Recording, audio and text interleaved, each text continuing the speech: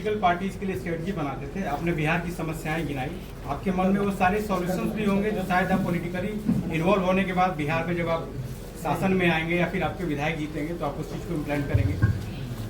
भाई ऐसा है कि मैं ऐसे उन लोगों में से नहीं हूं जो मानता है कि सब कुछ हम ही को पता है। अगर हम ही को सब पता होता तो हमको गांव-गांव पैदल चलने की जरूरत क्या थी। आप में से कई लोगों को लग रहा है कि पहले जो मैं काम करता था और अब मैं जो काम कर रहा हूं इसमें फर्क है। मैं आपको बता रहा हूं दोनों में कोई फर्क नहीं है। फर्क बस इतना है कि पहले मैं दल और नेताओं को बताता था कि आप अपने दल का संगठन बेहतर कैसे बनाइए, किन मुद्दों पर चुनाव लड़िए, कौन से मुद्दे जनता के पास लेकर जाइए, किसको टिकट दीजिए, चुनाव का प्रबंधन कैसे कीजिए, प्रचार कैसे कीजिए, सोशल मीडिया कैसे चलाइए ताकि आप चुनाव जीतिएगा। काम तो हम आज भी वही कर रहे हैं। फर्क बस इतना है कि पहले दल और नेता के लिए करते थे, अब बिहार की जनता के लिए कर रहे हैं। बिहार की जनता को गांव-गांव जाकर बता रहे हैं कि भाई तुम्हारे पास पैसा नहीं है तो कोई बात नहीं है, तुम्हारे पास बाहुबल नहीं है, जाति नहीं है तो कोई बात नहीं है, लेकिन बिहार में अगर नया विकल्प बनाना है, नई व्यवस्था बनाना है तो तुम आओ, साथ में जुड़ो और तुमको ये दल बनाने में, नया विकल्प खड़ा करने में, चुनाव लड़ने में जो मदद चाहिए वो जनसुराज के माध्यम से प्रशांत किशोर देंगे। वही काम कर रहे हैं। सर, आपके ओपोनेंट लगातार फंडिंग को लेकर सवाल खड़े कर रहे हैं कि प्रशांत किशोर ने आखिर पैसा कहाँ कमा लिया कि इतने सारे लोगों को। अब पहले भाई ऐसा है कि अपोनेंट से पहले पूछ लीजिए कि अभी तक तो ये कह रहा था कि प्रशांत किशोर इतने बड़े बिजनेसमैन हैं कि बड़े बड़े नेताओं को सलाह देते हैं और सैकड़ों करोड़ रुपया कमाते हैं। तो अगर वो बात ठीक है तब तो हमारे पास पैसे की कमी होनी ही नहीं चाहिए। हम तो 1-2 को नहीं 10 को राज्य में सरकार बनवाए हैं, तो हमको पैसे क्या कमी है। और अगर वो बात सही नहीं है तो पहले मानो कि पहले झूठ बोल रहे थे। हम आपको बता रहे हैं, जिस दिन से पदयात्रा कर रहे हैं उस दिन से बता रहे हैं कि पैसा कहां से आ रहा है। पैसा उन जगहों से आ रहा है, उन लोगों से के पास से आ रहा है जिन लोगों को पिछले 10 वर्ष में प्रशांत किशोर ने कंधा लगाया है, उनकी मदद की है, उनको जिताने में मदद किया है, उनकी सरकारें बनवाई हैं। पैसा उनसे आ रहा है। पैसा सरस्वती से आ रहा है। हम लोग क्या कहते हैं, जिसके पास सरस्वती जहां है वहां लक्ष्मी की कोई कमी हो नहीं सकती है। पैसा प्रशांत किशोर के बुद्धि से आ रहा है। प्रशांत किशोर अपनी बुद्धि को गिरवी रख रहे हैं। प्रशांत किशोर ये जाकर कह रहे हैं कि हम तुमको हर तरह का सलाह देंगे, जो जरूरत पड़ेगी सलाह देंगे, तुम हमारी पैसे से मदद करो। क्यों करो? हमको अपार्टमेंट नहीं बनाना है, हमको यहाँ मॉल नहीं खोलना है, हमको बेनामी संपत्ति नहीं बनाना है। पैसा इसलिए चाहिए कि बिहार में गरीब से गरीब का लड़का भी अगर काबिल है, वो चुनाव लड़ना चाहता है, उसके सामने बालू माफिया है, शराब माफिया है, ये लूट कर बैठे हुए बड़े बड़े दल है, कैसे चुनाव लड़ेगा। पैसे की वजह से कोई गरीब का बच्चा पीछे न छूट जाए, इसके लिए हमने जाकर कहा है कि पैसे की चिंता मत करो, पैसा का चिंता जनसुराज करेगा। ये लोग क्या कहेगा जो पैसा लेके टिकट बेचता है, ये हमसे क्या बात करेगा। आप लोग पत्रकार हैं, कभी आपने पूछा कि आरजेडी के पास पैसा कहां से आता है, जदयू वालों ने पैसा कहां से कमाया है। भाई प्रशांत किशोर तो पहले कुछ बिहार से बाहर करते थे। इन दोनों दलों की कोई हैसियत नहीं है बिहार के बाहर, तो बिहार में इनके पास पैसा आया कहां से।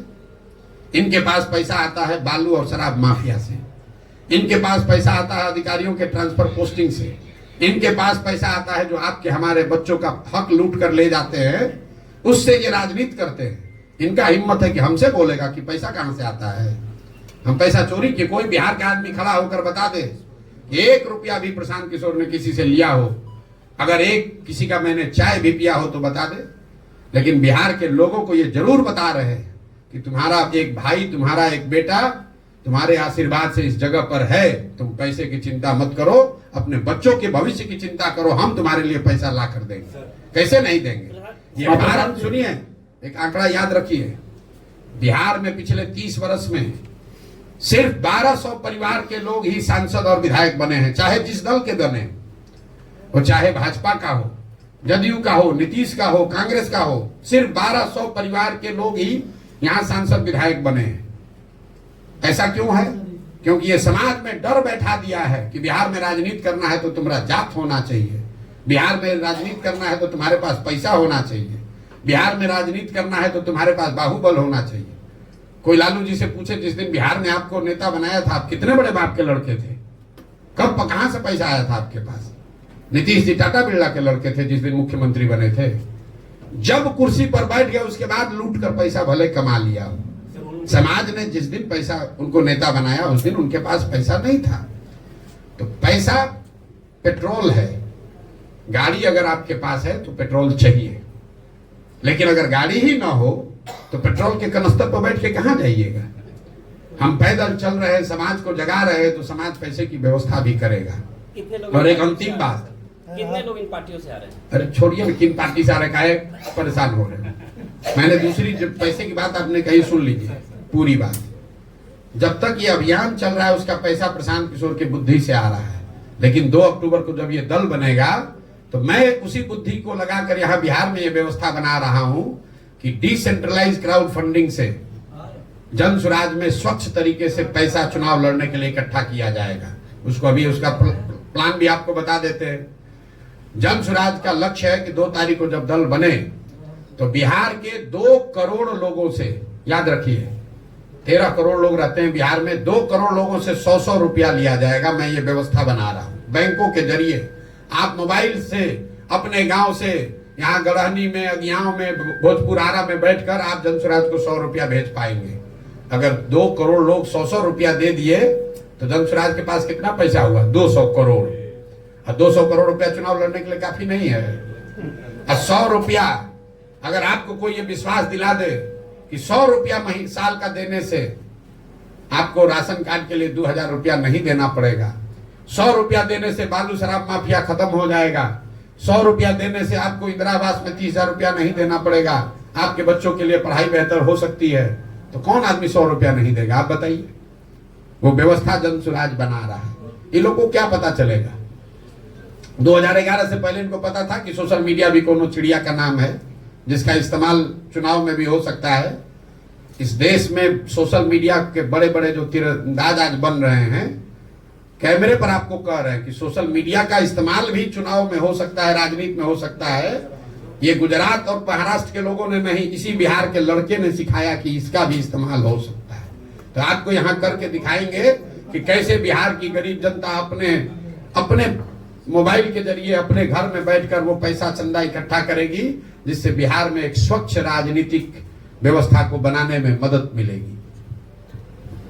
प्रशांत जी, एक मेरा सवाल है दैनिक भास्कर की तरफ से कि बिहार में राजनीतिक अपराधीकरण, राजनीतिक आर्थिकरण, परिवारवाद, जातीयकरण, धार्मिकरण के बीच, हेलो आप पीछे हो, जब आपको देखे ही नहीं पा रहे तो कैसे आपका उत्तर दें?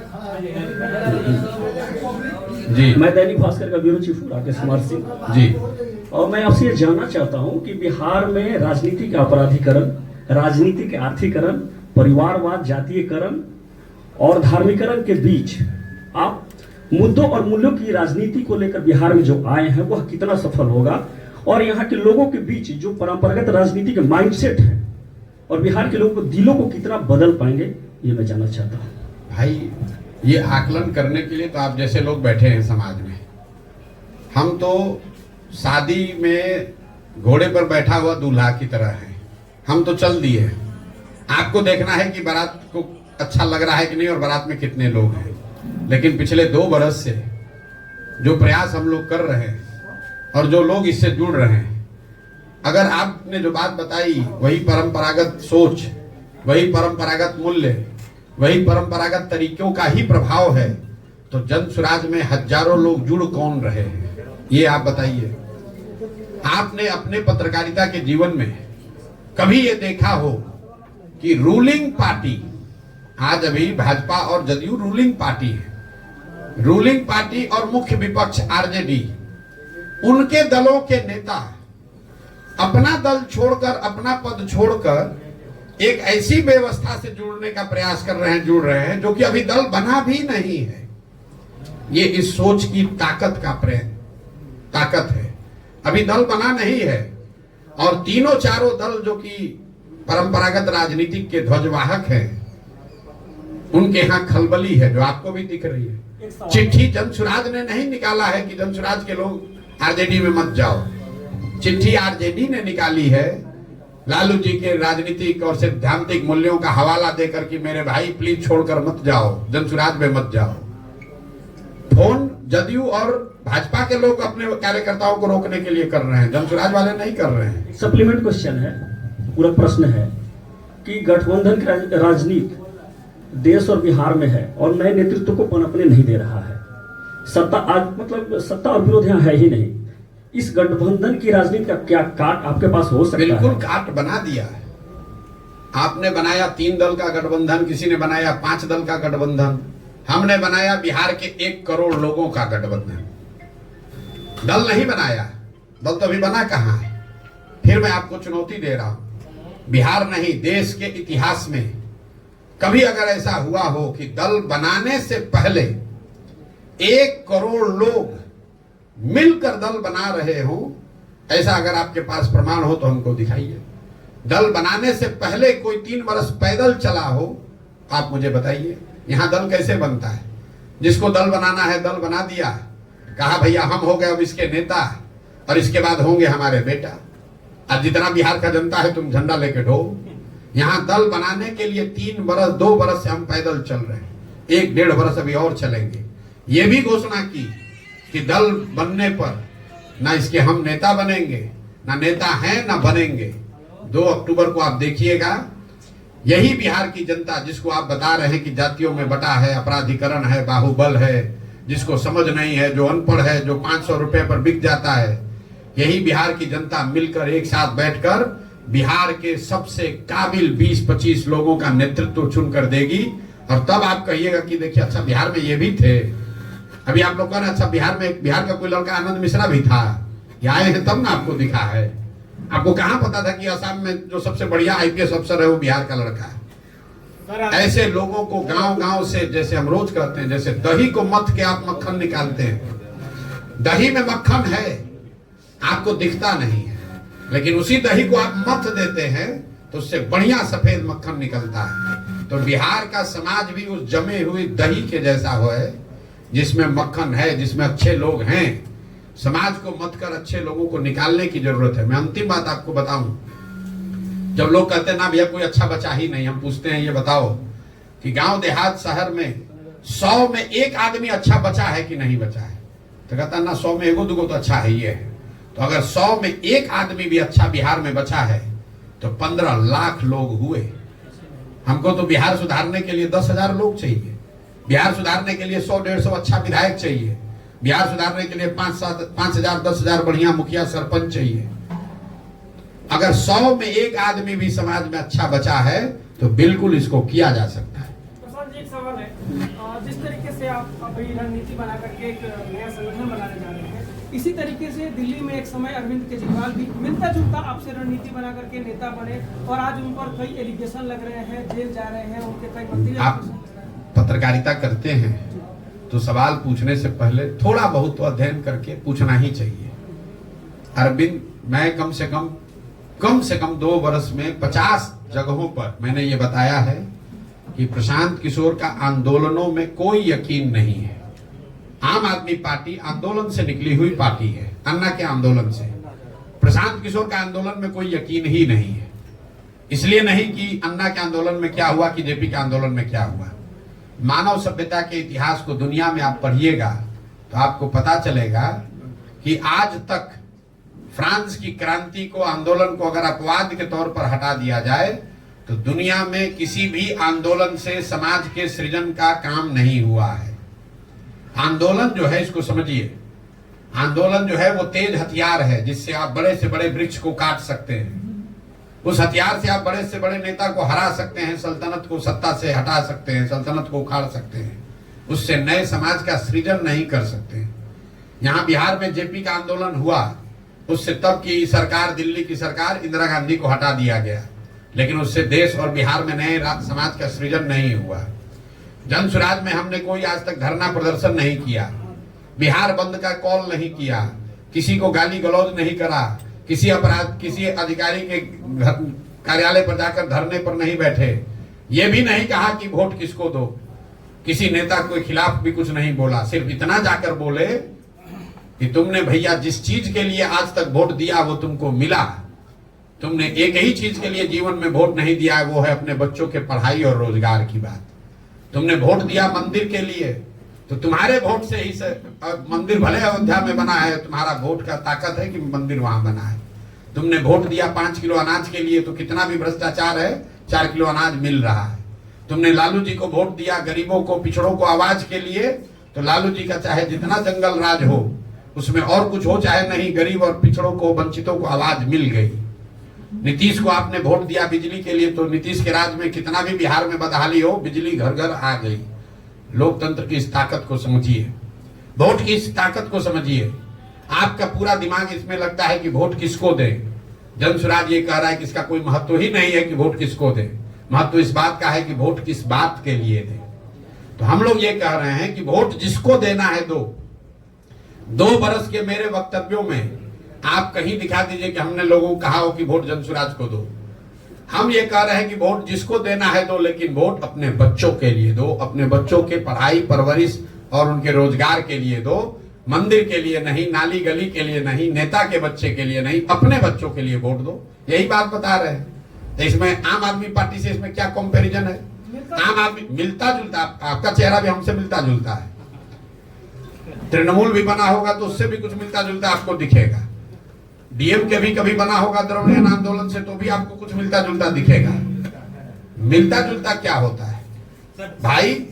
वो एक आंदोलन से निकली हुई पार्टी है, जहां कुछ लोगों ने ये कहा कि हम वो जानते हैं कि ये कानून लाने से भ्रष्टाचार रुकेगा।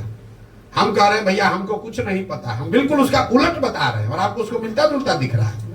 हम कह रहे हैं हमको कुछ पता ही नहीं है। अगर 1 नहीं 10 प्रशांत किशोर आएंगे तो भी बिहार नहीं सुधरेगा। रोज कहते हैं बिहार तब सुधरेगा जब बिहार के लोग सुधरेंगे। 500 रुपया लेकर वोट दीजिएगा तो मुखिया आपका चोर नहीं होगा तो हरिश्चंद्र होगा, और रोज जाकर कैमरे पर कहते हैं। प्रशांत जी, मैं मुकेश सिंह जैतेश कनादेश से ये जानना चाह रहा था कि 2 अक्टूबर गठन के बाद 2025 के चुनाव में जनसुराज आ रही है, किसको अपना प्रतिद्वंदी मानती है और क्या मानक होना चाहिए कैंडिडेट्स के लिए? 2025 में जनसुराज 243 सीटों पर चुनाव लड़ेगी। 242 नहीं, याद रखिए 243 सीटों पर जनसुराज चुनाव लड़ेगी। जो लोग चुनाव लड़ेंगे उसमें 2/3 से ज्यादा लोग ऐसे होंगे जो पहले से ना राजनीति में हैं या ना राजनीति में कभी चुनाव लड़े। नए लोग आपको दिखेंगे, वो समाज से मत कर निकाले गए लोग होंगे। उनका चुनाव की जो प्रक्रिया है वो पूरी हमने समाज में जारी की है। आपने अमेरिका में अभी प्रेसिडेंट का चुनाव हो रहा है, आपने कभी ये पढ़ा सुना कि अमेरिका में प्रेसिडेंट का टिकट कौन देता है? अमेरिका में डोनाल्ड ट्रंप रिपब्लिकन पार्टी के कैंडिडेट होंगे, टिकट कौन दिया? ये टिकट देने की एक प्रक्रिया है, कोई व्यक्ति नहीं देता है। वहां पर जिसको भी रिपब्लिकन पार्टी का उम्मीदवार होना है, डेमोक्रेटिक पार्टी का उम्मीदवार होना है, वो अपना एप्लीकेशन देता है, वो खड़ा होता है और समाज के सामने अपना प्रोग्राम बताता है कि हम रिपब्लिकन पार्टी के उम्मीदवार के तौर पर हमारा समर्थन कीजिए, हम अगर उम्मीदवार बनेंगे तो हम ऐसे डेमोक्रेटिक पार्टी को हराएंगे और ऐसे अमेरिका को आगे बढ़ाएंगे। ये व्यवस्था जनसुराज बिहार में लागू करेगी। किसके साथ चुनाव होगा? आ रहे हैं किसके साथ होगा। आप बहुत तुरंत 2020 का जमाना है, आप लोग को तुरंत आंसर चाहिए। अभी पूछा कैंडिडेट का मानक क्या होगा, मानक सुनने से पहले किसके साथ चुनाव होगा, वो जब तक बताएंगे नहीं तब बताइए कि अभी कैबिनेट में कौन आएगा। तो जनसुराज भी हर विधानसभा क्षेत्र से 5 से 7 ऐसे लोगों का नाम दिसंबर से पहले जारी करेगा, जिसको हम संभावित उम्मीदवार के तौर पर देखते हैं, ताकि क्षेत्र की जनता 1 बरस तक उस शख्स के साथ काम करके, देखकर, सुनकर, परखकर, और हर 3 महीना पर उसका रिपोर्ट कार्ड जारी करेंगे कि ये जो 7 हैं इसमें क्षेत्र की जनता, आगियाओं की जनता, बड़हरा की जनता बता रही है कि ये आदमी सबसे अच्छा उम्मीदवार है। और 1 बरस के इस प्रयास के बाद जो नंबर 1 पर आया, जिसको क्षेत्र की जनता ने चुना, वही जनसुराज का उम्मीदवार हो गया। तो ये चुनाव की प्रक्रिया है। आपने पूछा चुनाव लड़ाई किससे होगी? लड़ाई स्वाभाविक है एनडीए से होगी। इसलिए होगी एनडीए से कि अभी अगर लोकसभा का चुनाव का नतीजा देखिए तो करीब 176 विधानसभा क्षेत्र में एनडीए आगे है। तो हम लोग की लड़ाई सीधे तौर पर एनडीए से होगी। आरजेडी यहाँ 3रे नंबर का दल होगा। पूर्ण सवाल है, आपने कल कहा है कि 40 जन स्वराज गठबंधन भी करेगी आने वाले समय में। 243 पद जब स्वराज लड़ेगा तो गठबंधन करेंगे, 500 मतलब सीट उसके आगे बढ़ा रहे हैं विधानसभा में। नहीं, मतलब गठबंधन में लड़ेगी या अकेले लड़ेगी? जब बोला कि जन स्वराज 243 लड़ेगा तो गठबंधन और जन स्वराज में अगला चुनाव होगा, आप देखते जाइए। लेकिन सर एक नेशनल पॉलिटिक्स को लेकर सवाल है। लोकसभा चुनाव में आई बनी, भोजपुर में आई बनी पे लड़ा जाता है और बिहार में पॉलिटिक्स अलग होता है सर, समीकरण अलग होता है। मेरे भाई ऐसा है, यहाँ एनडीए के उम्मीदवार, एनडीए के मुख्यमंत्री नीतीश कुमार हैं और उनके सहयोगी दल हैं भाजपा, ठीक है। बिहार में पिछले 30 वर्षों से लालू नीतीश का राज है और बिहार की बर्बादी के लिए लालू नीतीश जिम्मेवार हैं, लेकिन उनसे बड़ा दोषी भी कांग्रेस और भाजपा है। क्यों है, इसको ध्यान समझिए। लालू जी चाहे बिहार के जितने बड़े नेता हों, अपने जीवन में सिर्फ एक ही बार बिहार अपने दम पर जीत कर आए हैं। बाकी सारे समय बिहार को चलाने लूटने का जो उन्होंने काम किया वो कांग्रेस की बैसाखी से किया। कांग्रेस ने वो बैसाखी लालू जी को दी कि बिहार की जनता से जनमत नहीं होने के बाद भी लालू जी 15 वर्ष तक यहाँ राज कर पाए कांग्रेस की मदद से। कांग्रेस ने ऐसा क्यों किया? क्योंकि उनको दिल्ली में 10, 15, 20 सांसदों का लालच था। 15-20 सांसदों की लालच में उन्होंने बिहार और बिहार के बच्चों का भविष्य लालू के हाथ में गिरवी रख दिया। यही काम आज भाजपा कर रही है। नीतीश बाबू आज तक जीवन में बिहार में कभी जीते ही नहीं है। इस विधानसभा में उनको 42 विधायक है, लेकिन मुख्यमंत्री हैं कैसे हैं? क्योंकि पीछे से भाजपा वाला अपना बैसाखी दिए हुए है। तो एनडीए से लड़ाई इसलिए है कि चेहरा नीतीश कुमार है और दोनों बैसाखी दिया है भाजपा वाला। तो ये लोग और भाजपा क्यों नीतीश को आगे किया है? 12-15 सांसदों के लालच में। क्या भाजपा को नहीं पता है कि बिहार देश का सबसे गरीब और पिछड़ा राज्य है? मोदी जी जिस विकास की बात कर रहे हैं, उनको ये नहीं पता है कि बिहार में क्या हो रहा है? उनको सब पता है। मनमोहन सिंह को भी पता था, लेकिन उनको ये भी पता है कि 12-15 को सांसद चाहिए तो बिहार मरता हो मरे, बिहार के बच्चे पलायन करते हो करे, हमको 15 को सांसद बिहार से आता रहे, बिहार का जो होना है हो। इसलिए यहाँ के दोषी लालू और नीतीश हैं, लेकिन गुनाहगार कांग्रेस और भाजपा है। और लोगों के पूछे तो बोलो कि ना स्पेशल पैकेज को लेकर कोई स्टांस नहीं है। ये लोगों को, बिहार की जनता को भ्रम फैलाने वाले बात लोग हैं। आप कह रहे हैं कि स्पेशल पैकेज है। स्पेशल पैकेज का मतलब क्या है? आपको केंद्र सरकार की योजनाओं में जो केंद्र का कंट्रीब्यूशन है वो 60 के बजाय बढ़ के 80 या 90 हो जाएगा। कुछ जो इंडस्ट्री यहां लगेगी उसमें कुछ रियायत मिल जाएगी। आपको बता रहा हूं आंकड़ा, ये आप लोग तो कुछ पढ़ते देखते हैं नहीं। पिछले फाइनेंशियल ईयर में बिहार सरकार ने 51,000 करोड़ रुपया सरेंडर किया है, अपना पैसा, जो पैसा हम लोग को मिल सकता था। 51,000 करोड़ रुपया बिहार सरकार ने सरेंडर किया है, क्योंकि यहाँ पर इतने काहिल अफसर और सरकार है कि जो पैसा मिल रहा है उसका भी इस्तेमाल नहीं कर रहा है, और जो पैसा आया उसमें 30%, 40% चोरी कर रहा है, भ्रष्टाचार कर रहा है। तो ज्यादा पैसा आ जाएगा तो ज्यादा चोरी करेगा, उससे कैसे सुधार हो जाएगा? भाई आप बिहार की शिक्षा व्यवस्था पर 50,000 करोड़ रुपया खर्च कर रहे हैं और 50 गरीब का बच्चा भी नहीं पढ़ रहा है। अगर 50,000 करोड़ के बजाय 70,000 करोड़ मिलने लगेगा तो क्या उससे बिहार की व्यवस्था सुधर जाएगी? भाई आप अपना घर नहीं सुधारिएगा, अपनी पात्रता नहीं सुधारिएगा तो कितना भी कोई पानी डालेगा तो बाल्टी अगर आपका चू रहा है तो कितना भी पानी डालेगा उसमें पानी टिकने वाला है। और इनको विशेष राज्य का दर्जा का ध्यान कब आता है? जब चुनाव आता है। भाई अभी तो एनडीए की सरकार यहां पर भी है और केंद्र में भी। काहे नहीं विशेष राज्य का दर्जा दे रहे हो? काहे नाटक कर रहे हो? छोड़िए विशेष राज्य का दर्जा का बात। हमने कहा कि सबको मालूम है कि अभी केंद्र में जो सरकार है वो नीतीश के समर्थन से के बगैर नहीं चल सकती है, माइनॉरिटी है। आपने कहीं सुना कि नीतीश कुमार ने यह कहा कि भाई बिहार में बंद चीनी मिलों को आप चालू कीजिए, हम लोग आपको केंद्र में समर्थन देंगे? नीतीश कुमार को फुर्सत है? वो जाकर वहां दिल्ली बतिया रहा है कि हमारा मिनिस्टर कौन बनेगा, हमको सीट कैगो मिलेगा, 25 के बाद हमारी क्षमता नहीं है लेकिन 25 के बाद मुख्यमंत्री हमको खाली घोषित कर दो, हम तुमको समर्थन देंगे। आपने कहीं ये सुना कि नीतीश कुमार ने कहा हो कि चीनी मिल चालू होगा बिहार में तब हम समर्थन देंगे? आपको क्या लगता है अगर केंद्र की सरकार को यह कह दिया जाए कि बिहार के सांसद आपको तब समर्थन करेंगे जब केंद्र यहाँ के चीनी मिल चालू हो, तो चीनी मिल चालू होगा कि नहीं होगा? होगा कि नहीं होगा? आप बता दीजिए। अगर न भी हो, कम से कम कल एक टास्क फोर्स बनेगा, कल उस पर विवेचना शुरू होगी, कल चर्चा शुरू होगी कि चीनी मिल कैसे चालू किया जाए। विशेष राज्य का दर्जा नहीं मिल रहा है, चीनी मिल चालू कराने के लिए कंडीशन काहे नहीं रखे, क्यों नहीं रखे? यहाँ पर तो आपको अपनी कुर्सी प्यारी है, आपको फुर्सत कहाँ है बिहार के लोगों के बारे में सोचने का? बिहार का आदमी तो जाति के नाम पर आपको वोट दिए देगा, आप कहिए बंधुआ मजदूर। प्रशांत जी, एक सवाल है, अभी तेजस्वी यादव 10 तारीख से यात्रा पे निकल रहे हैं, इसको आप कैसे देखें? कैसे देखें आप बताइए, आप बताइए, वैसे देख ले। ये हम तेजस्वी यादव दम हो तो किसी एक विधानसभा क्षेत्र में पैदल चल के दिखा दे।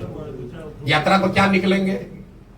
25 गाड़ी आगे, 25 गाड़ी पीछे, एयर कंडीशन बस में बैठ के खाने का 2-4 गो फोटो जारी करेंगे, 2 गो मुरेठा बांधेंगे, 4 गो लोगों को गाली गलौज करेंगे, कहानी खत्म।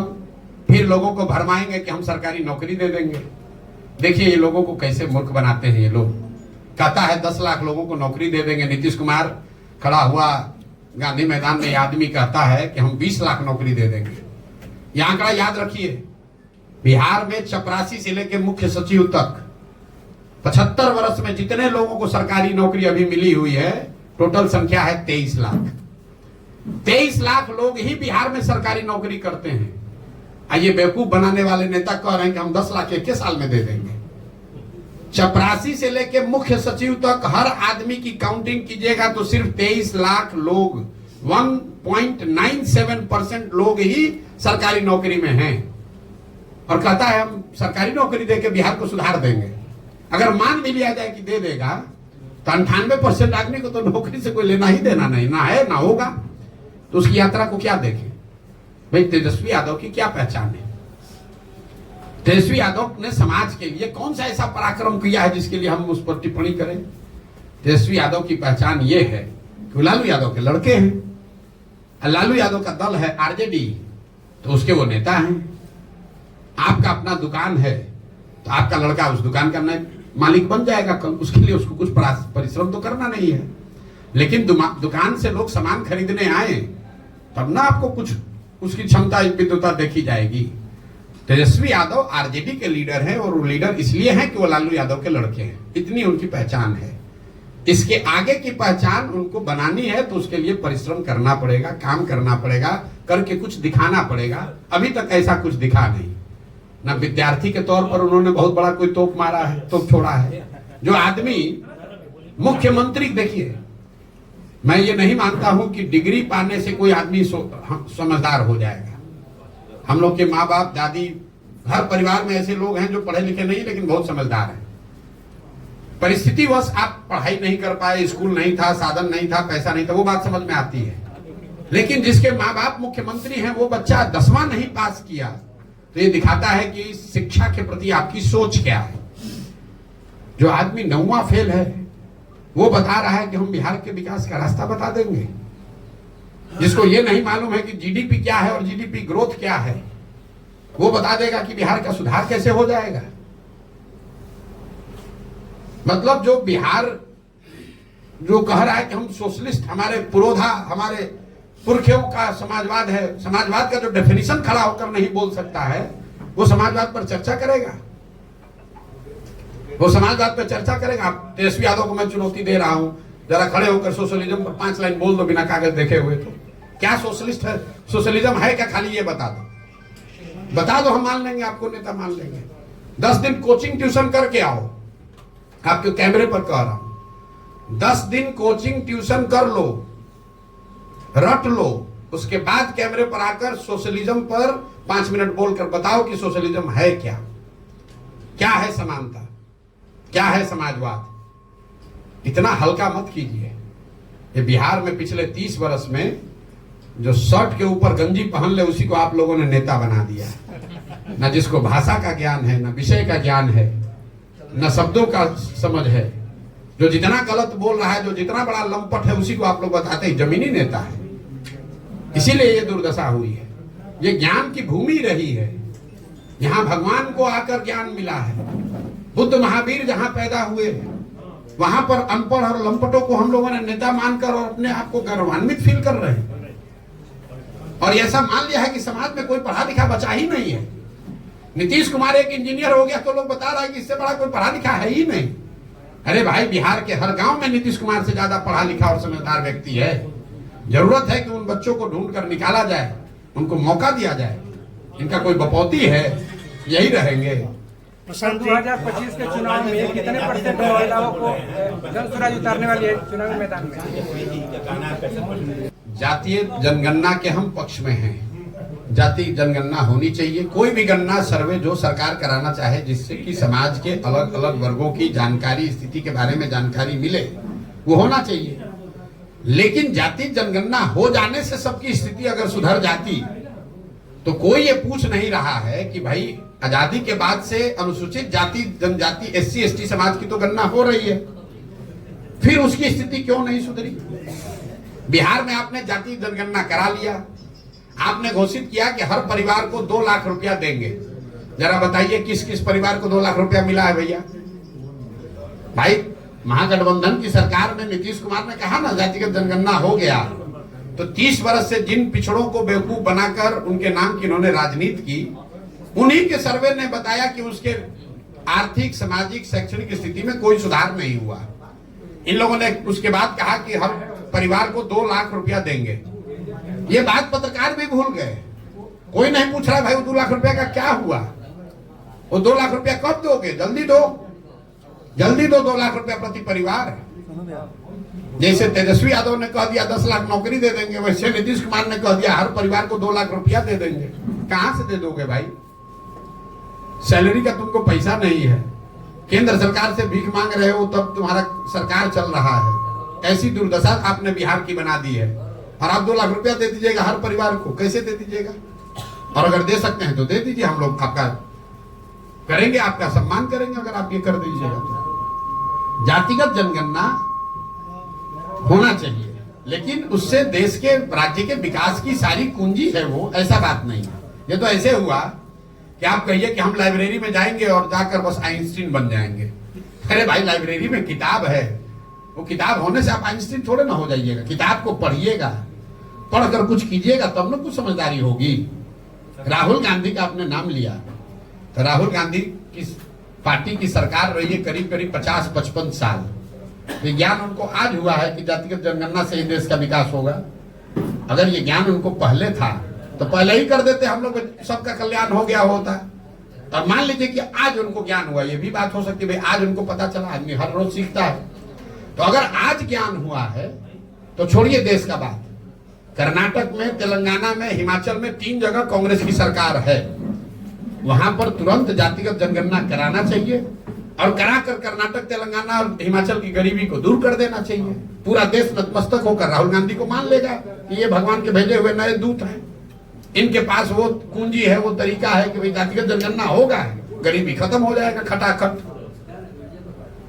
कल आपने कहा था कि 40 सीटों पर मुस्लिम कैंडिडेट उतारिएगा। अगर 40 सीटों पर आरजेडी अगर कैंडिडेट उतारती है मुस्लिम, तो आप क्या करेंगे? मेरे भाई, मैंने कोई मुसलमानों के नजरिए से नहीं कहा है। जो जन स्वराज का फॉर्मूला है, जन स्वराज सिर्फ काबिल आदमी को चुनाव लड़ाएगा। हमारे लिए काबिलियत पैमाना है, लेकिन हर समाज में चुनाव तो 243 आदमी लड़ेगा और बिहार में काबिल तो लाखों लोग हैं।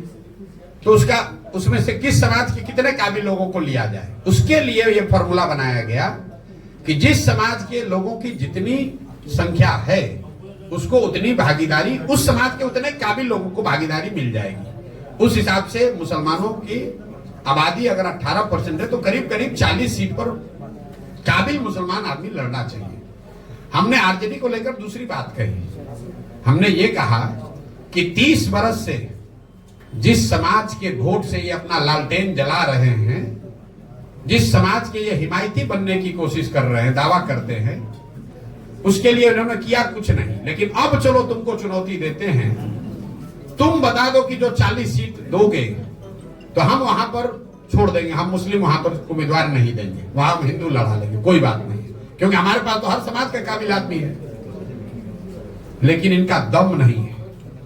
हमने कहा अगर वो चुनौती स्वीकार कर ले तो पहले देकर दिखाएं। भैया, जहां सबसे ज्यादा मुसलमान होता है वहां जाकर खुद चुनाव लड़ते हैं ये लोग।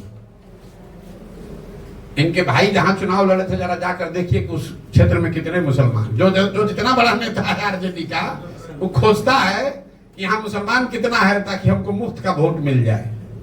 इसलिए ये चुनौती दी है, और अगर चुनौती स्वीकार करेंगे तो हम मान भी लेंगे। कटिहार एक जिला है, आपने सुना होगा, कटिहार में 47% मुसलमान है, वहां आरजेडी ने एक भी मुसलमान को टिकट कभी नहीं दिया है। ये तो मुसलमानों को बेवकूफ बनाते हैं। जहां मुसलमानों की आबादी है वहां पर उसको टिकट नहीं देंगे, जहां मुसलमानों की आबादी नहीं होगी वहां टिकट दे देगा, हार जाएगा, और जहां मुसलमानों की आबादी होगी वहां खुद चुनाव लड़ते हैं। आरक्षण को लेकर जैसे लोग जुड़े हैं सर आरक्षण को लेकर प्रशांत किशोर का क्या सोच है? आरक्षण को लेकर प्रशांत किशोर की सोच ये है कि जो संवैधानिक व्यवस्था आरक्षण को लेकर बाबा साहब अम्बेडकर के संविधान में है वो बनी रहनी चाहिए। कुछ लोगों का ये कहना है कि संविधान में तो इसका प्रोविजन 10-20 साल के लिए किया गया था, इसको इतना लंबा क्यों चलाया जा रहा है? तो संविधान में ये व्यवस्था 10-20 साल के लिए इसलिए की गई थी कि जब 10-20 साल में समाज के वो वर्ग सामान्य वर्गों के बराबर आ जाएंगे, लेकिन वो किसी वजह से नहीं आए। तो आरक्षण की व्यवस्था तब तक चलनी चाहिए जब तक जिन वर्गों को आरक्षण का लाभ मिल रहा है वो सामान्य वर्गों के बराबर आर्थिक, सामाजिक, शैक्षणिक नजरिए से उनके बराबर ना हो जाए। मान लीजिए कि गरीबी हटाओ कार्यक्रम शुरू किया गया 1980 में, तो अगर गरीबी 5 वर्ष में 10 वर्ष में नहीं हटी तो क्या गरीबी हटाने का कार्यक्रम बंद कर दिया जाएगा? आपको रोग है, आपको डॉक्टर ने दवा दी कि आप 2 महीना खाइए ठीक हो जाइएगा, लेकिन अगर 2 महीना में रोग ठीक नहीं होगा तो दवा खाना छोड़ दीजिएगा, तब तो गड़बड़ हो जाएगा ना। तो आरक्षण की व्यवस्था जो संविधान में है वो बनी रहनी चाहिए, तब तक बनी रहनी चाहिए जब तक जिन वर्गों को इसका लाभ मिल रहा है उनकी सामाजिक, राजनीतिक, शैक्षणिक स्थिति सामान्य वर्गों के बराबर न हो जाए। एक आखिरी सवाल है सर, को लेकर सवाल है, किस तरीके से डीजीपी को हटाया गया?